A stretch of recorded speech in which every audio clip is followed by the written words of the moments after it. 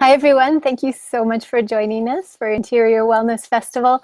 This is Elizabeth, and today I am joined by the amazing Stephanie Banks. She's going to be telling us something about her incredible life story and the workshops she's teaching at the Interior Wellness Festival and Conference. So thank you so much for joining me, Stephanie. Thanks so much for having me. It's really good to have you here. You have an incredible story, one that is really inspiring to me, and I'm sure would be also inspiring to our viewers. So I'd love to start off with learning more about you. What is your background and what got you to where you are today? Well, my background is I'm Canadian, and I grew up fairly normal, the average sort of teenage life and childhood, and moved to BC when I was about 24 or so. And I was living a pretty happy life. Things were good, and I had nothing to complain about, but I just felt like there was something missing, and I just never really knew what it was. And I'm starting to realize now that the more people I talk to, the more I realize that so many people feel that way.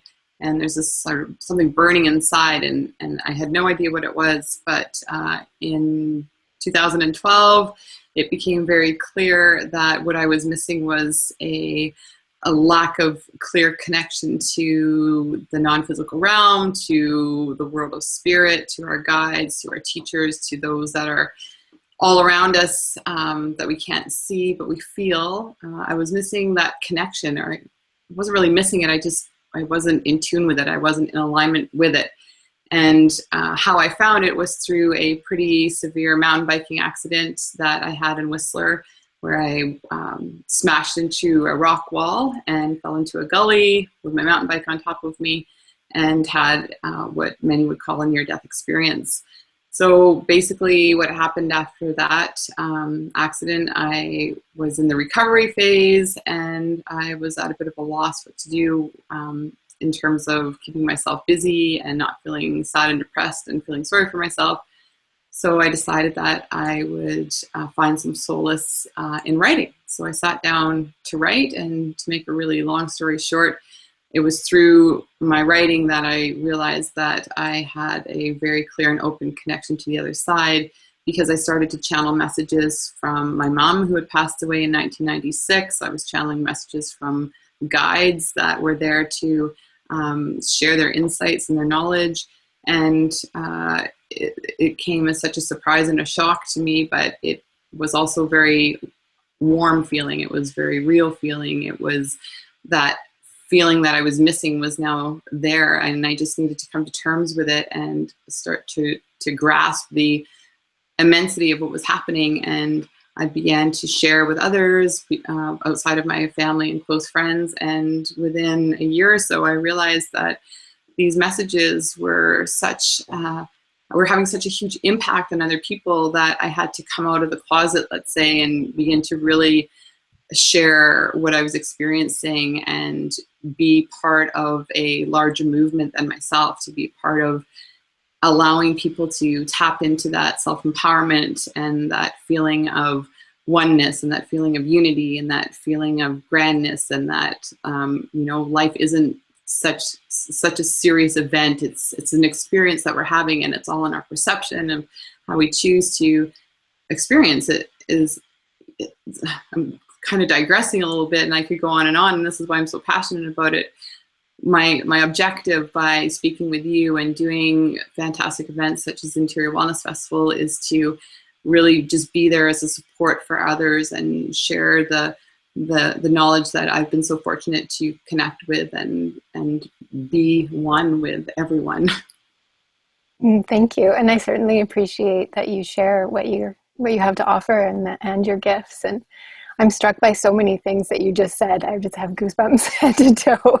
So one thing in particular that I really feel connected with my heart just then was that you felt it even before your accident. You were looking, you were searching, like, what's missing, but you didn't even know that something was missing. And I think I'm not the only one. I bet you a lot of our audience right now can relate to that feeling of like, what's missing and what's more. And it's pretty common. We're collectively searching for something. Have you had that in your experience with other people you've encountered on your journey as well?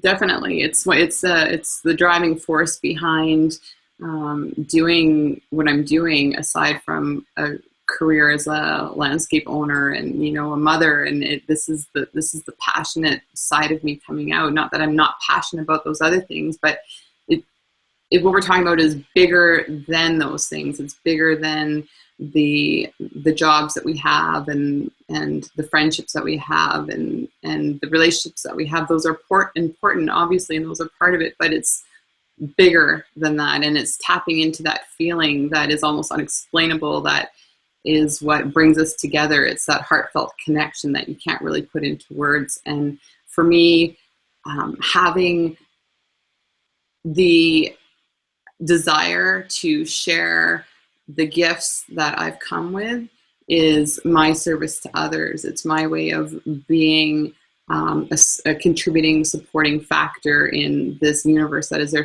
to support us at all times, and to be a reminder to others that that support is there.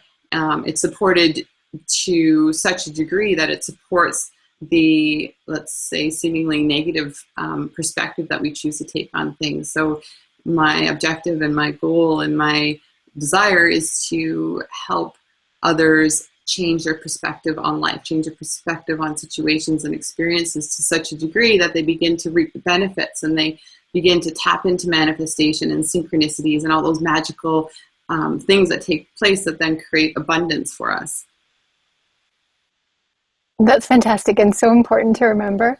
And I love that you're just seemingly an average woman who's a mom and with a business who can also tap in. You can have that side of life, and you can also tap into what is beyond, what is spirit, what is our personal growth and heart connections. I love that. Well, and spirituality isn't a nationality. It's not a creed. It's not there's no borders. There's no defined definitions. And this isn't about preaching any particular way of looking at life. Spirituality to me is about being in tune with oneself, being in tune with the universe, being in tune with others, being so in touch with source connection that there is no need to worry and fret. And this doesn't mean that I don't worry and fret, because I do just like everybody else. But when I begin to worry and fret and feel angry and agitated, I am more in alignment with how to read those emotions and how to navigate through them so that those experiences become more of a learning lesson than they are a detriment or an obstacle. Yeah. And you had a pretty strong wake up, a terrible accident that nobody should have to go through, but this is a part of your journey and what woke you up. And how is that? Talk more to us about that connection and how that awakening happened through it. Well, I think in a lot of circumstances, people that go through very traumatic experiences, be it death of a loved one, be it a bike accident, you name it, anything that creates that experience of trauma is almost like an opportunity to fast track to a heightened state of awareness. And I believe that is because of the actual energetic experience between the human soul and source connection in those experiences. And I write a little bit more about that in my book, so I won't get into that, but there is an actual, for lack of a better word, physical exchange that happens when people are traumatized. And in my particular circumstance, I was definitely traumatized. I smashed into a rock wall and fell into a gully, and I was very injured. And there was that sense of trauma, because my heart stopped and then began again. And as painful as it was at the time, not in the actual accident, because believe it or not, I didn't have an ounce of pain. It was in the recovery. As painful as that was, it became truly the best thing that's happened to me in my life on so many levels. And I think that you don't necessarily have to go through that kind of experience to become in touch with who you are. I think sometimes you can reach that point through a lyric, through a word, through a touch, through a hug, through the smallest of events can create the biggest of change. And it's the desire and the feeling of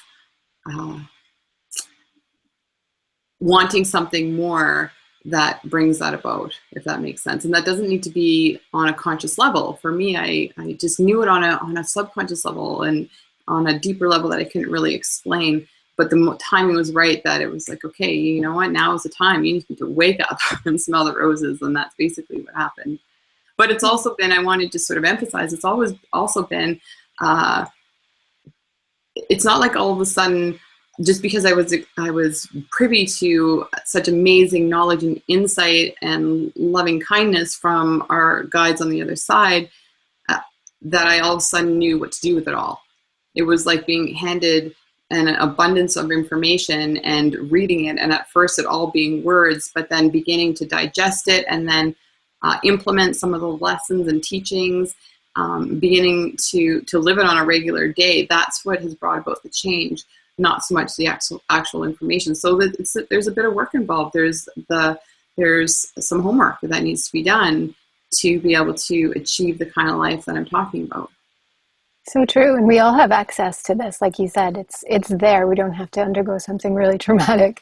It can be as simple as a decision. Like, I decide now to be more conscious or be more aware, and we have access. So I think that that's an important thing to remember.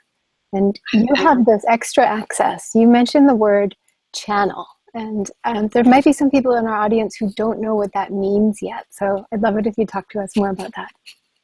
Well, first of all, I think the next book I'm going to write is about changing the spiritual vocabulary. The word channel, I personally, I don't care for it as a word, and I think it's just because of the connotations that are attached to it, preconceived notions. It sort of goes back to witchcraft days, I guess.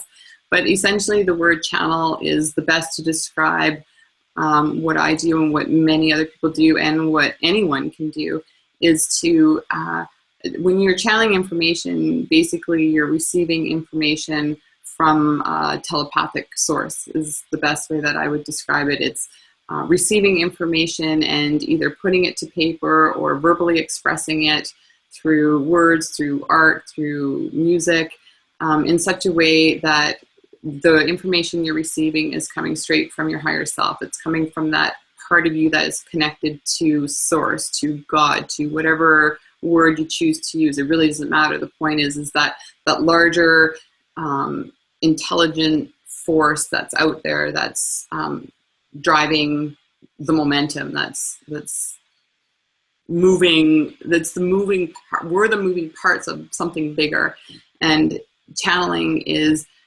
tapping into that and getting that direct information that is nothing but pure unconditional love. There's no strings attached. There's no expectations that anyone should do or shouldn't do something. It's gentle kindness that we are requesting on a higher level that we're not conscious of.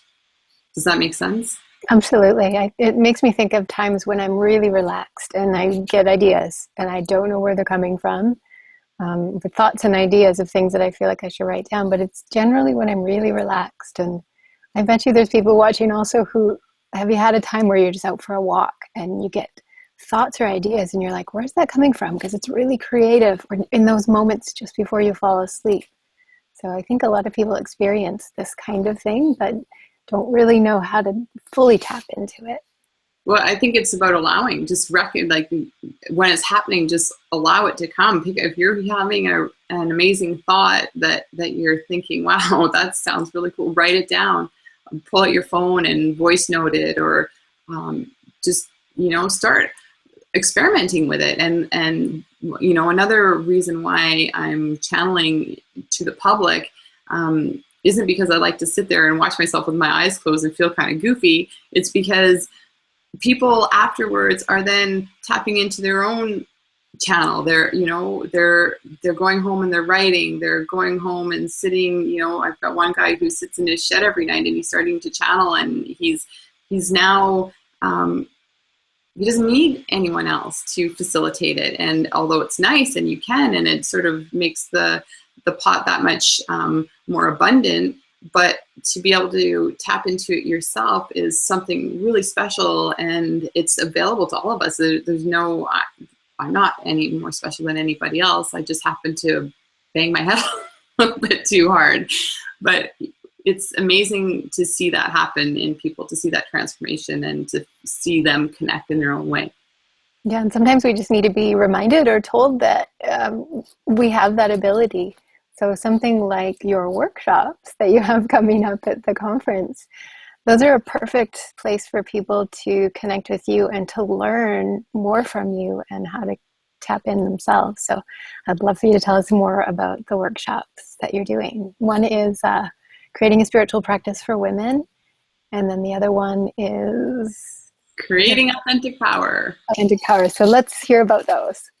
So creating authentic power is it's essentially a workshop, or a talk that myself and my partner Steve created probably about a year and a half ago, and we've been touring around BC. We tried to go down to the States, but they wouldn't let us in. I must not look like I'm worthy of going down to the States. So, good thing for the internet. But we've been traveling around doing this particular workshop and talk. And basically what it is I tell everyone a little bit about myself, about my story, about my experience, a little bit more in depth than what we've done here. That takes about half an hour. And then I close my eyes and we bring a group of beings through that refer to themselves as Solomon. Solomon was one of the main guides that delivered information to me through written form for the first 2 years after my accident. And so they come through and open themselves up to our time-space reality so that we can have a conversation with them. And it usually starts out with some information of some kind, a welcoming, a greeting, and then there's an opportunity for participants to come forth and ask their own personal questions and receive answers from source, from our guides. And I think the most beautiful thing about this is that the answers that you're receiving, are like I said before, there's no strings attached. There's no hidden agenda. You actually have the opportunity to receive unconditional love to such a degree that we just can't experience, I don't think, from human to human, because we have so much attached to us. We have so many belief systems that we don't even realize. We have so many preconceived judgments and notions. And we may enter into a conversation with somebody thinking we're unbiased, but we're going to have some biases just because we're human beings. But in this particular, when you're dealing with our guides from the non-physical realm, that's removed. There are no judgments. So I encourage people to bring their questions and be bold enough to ask them. And I also would just like to say that a lot of people tend to think that their questions are too personal, and they don't want to take up time with their questions because they're worried about them not being relevant to other people. But what I'm here to tell you is that they are, that we have so much to learn from one another. And this is why storytelling has been happening for centuries and centuries as human beings. It's why we feel those connections with others, because we can relate on some level. So come away and ask your questions and experience the love that's in the room when the non-physical realm is there. So that's creating authentic power. And then creating a spiritual practice is a new talk. I'm very ad lib. I don't write notes. I don't sit down and memorize what I'm going to say. But basically, that talk is going to be about creating a spiritual practice that is in alignment with your lifestyle, that is designed by you for you, so that you can begin to develop a closer relationship with yourself. You begin to learn about yourself. Who are you? What part of me is my ego? What part of me is my soul? Taking a few minutes every day to tap into that alignment so that you can bring that peace into your heart and begin to build on your authenticity, on your empowerment, on your abundance, on your manifestations, and learn to feel the difference that you're experiencing in your life when you begin to adopt a spiritual practice of some kind. I want to take both of those workshops. It sounds amazing. And you also have the Solomon sessions, and these are so those two workshops are part of the conference. And now the Solomon sessions are some extra sessions. They're in the Healing Center, and they're slightly more intimate group sessions that the attendees will pay a bit extra for, but they're going to be really special. So let's hear some more about the Solomon sessions and what people can expect there. Well, in short, the Solomon sessions are designed so that I do way less talking, and the Solomon and the group do way more. So it basically, I'll introduce myself and give a brief little rundown on who I am for those people that are new, and then we dive right into the channeling experience, where I close my eyes for a few minutes. We listen to the bowls. And say our own gratitudes or whatever we want to say in our minds. And then Solomon and the group will come through, and I'll begin basically channeling whatever it is that they decide they want to talk about on that particular day. I have no idea what that's going to be. My experience, a lot of people ask me what I'm experiencing when I'm sitting there with my eyes closed, just letting words flow out of me as they come. My experience is that I'm basically a participant as well. I can hear the conversation that's going on. I'm digesting the information. My mind will wander, and I'll be thinking about something that was said, and then realize I don't want to miss anything. And then I'll bring my mind back, and I'm still talking. And it's quite an interesting experience for myself. There's a lot of information that comes through. So we record all of our events so that we can then email them to those that are interested afterwards, so that you can get the full benefit of the experience. So in those Solomon sessions, there's also quite a long period of time where there's where the floor is open to questions and answers, and the same, it's the same as in the other workshops, where people can come forth with their own questions and ask away. It's a pretty unique experience. I encourage people to try it, and I have no hard feelings if somebody is in the room and they were contemplating going to another wonderful workshop and are just thinking, you know what, this isn't for me, or whatever the case may be.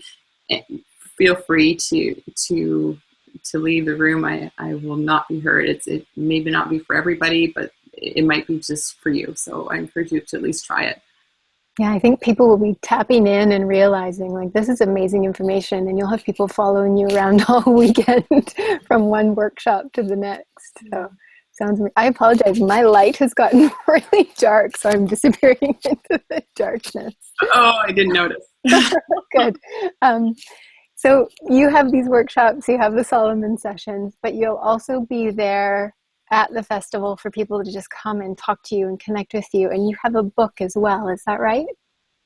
Yes. Yeah. We'll be set up basically to ask or to answer questions. We'll probably ask questions to meet people that are coming through the festival. I'll have my book there available. It's called The Soulful Awakening. It was written as a result of the bike accident. And I'm just there to be a part of the amazing energy, to meet as many people as I can. I've found that my life has changed and transformed so much over the past 4 or 5 years. And it's through the meeting of others that are not necessarily even like-minded, just people that I encounter. It's been a real eye-opener for me. And the more opportunity I have to share my experience with others and to hear the experiences of others, the more fulfilled I feel. So we'll be around. Come tap me on the shoulder. I'm a bit of a chatterbox, so I have no issues talking away. It's something that I enjoy doing. Cool. Well, we're really lucky to have you joining us for the event, for so many workshops and sessions, and just being present and having your book there and maybe signing some copies. And the community is lucky to have you. Like when you said early on in this talk, you came out of the closet. Thank you for coming out of the closet and bringing your gifts to the world, and especially to our community in the upcoming conference. Thank you. I appreciate that. It was a big change for me. When the book first came out, I said to a lot of my friends and to my partner and to my parents that I'd be happy if I could publish a book to everywhere in the world except for Kamloops. And I think it was because I was worried about the reaction from the community. I have a landscape company in Kamloops, and it's a very different sort of, it's a trade, and it's a different me. But it's the same me. And what I've learned over the last 4 or 5 years is that it's not. It's just not about one aspect of who I am. This is who I am, and the response that I've received from Kamloops in the area has been just phenomenal. Last year, I was very nervous about doing the festival, and you'd asked me a couple years before, and I just wasn't ready. But now I'm just excited to come. Now I'm bypass that fear, and it's not to say I won't be fearful to a certain degree, but it's just such an honor to be a part of it. So I look forward to it. Thank you. And you are a beacon of hope and of light for other people who have something stirring in their soul to connect with it and bring it out. So thank you so much. You're welcome. So let's leave our audience with some kind of a tip from you, something that they can do in the next couple of weeks before the conference happens that might help them to connect. What should they do? Just feel it. Just feel it. It's about feeling everything that you desire. It's not about having Post-its all over your wall and telling yourself that you want this or want that or don't want this or don't want that. It's about jumping into life and just feeling the experience of it. If there's something that you're desiring, then close your eyes and put yourself in the feeling state of what it would feel like to have that in your life, and at the same time be okay with it not actually coming into fruition. It's about letting go of resistance and just allowing things to come your way. And if you feel like doing something, if you feel like going to one of the workshops at the Interior Wellness, or if you don't feel like it, but somebody's encouraging you to go, but you just really don't feel like it, go with what feels right for you. It's really about becoming in touch with who you are, not about what everybody else has been expecting you to be. Just be yourself, be who you want to be that loving, spiritual, divine aspect of creation, and know that you are loved. Thank you so much. I needed to hear that. I think just as much as anybody watching, I'm going to take that in personally. And I'm a big feeler, so allowing myself to feel more, I think, is really important. So thank you so much. You're welcome. So thank you, Stephanie, for being here with us. Tell everybody your website if they want to find out more information about you and how they can get in touch with you. Well, my website is www.stephaniebanks.com. Where's Steve when I need him? I'll post the links below.